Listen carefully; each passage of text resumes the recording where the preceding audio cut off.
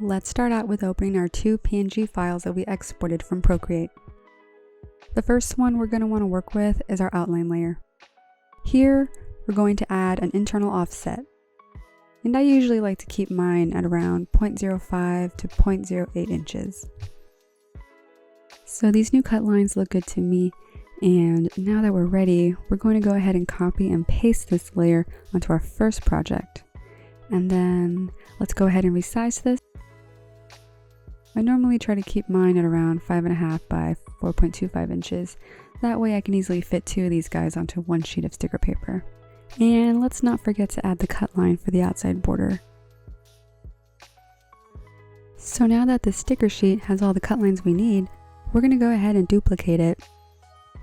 Next step is to turn on the registration marks and make sure the inset is set all the way to the left. That way you get a little more space to work with.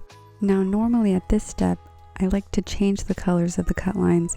That way, when we're ready to send it to the cutting machine, I can give it different cut setting instructions depending on the colors I assigned. And overall, it just helps to keep things organized.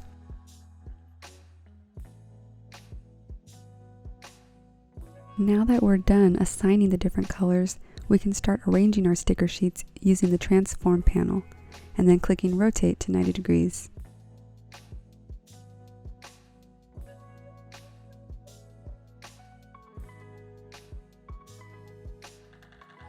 I'm going to go ahead and center these to the page while we're here.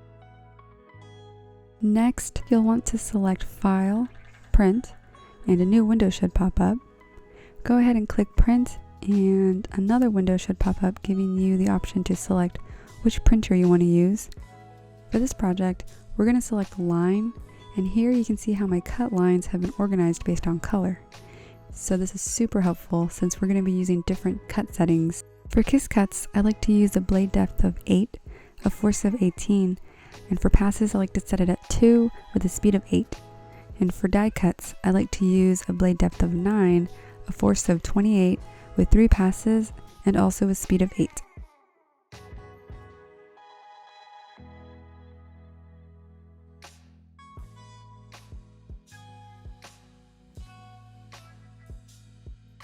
Don't forget to save your project. I normally like to save it in 2 places just in case something weird happens in one spot, and you'll have that backup ready to go.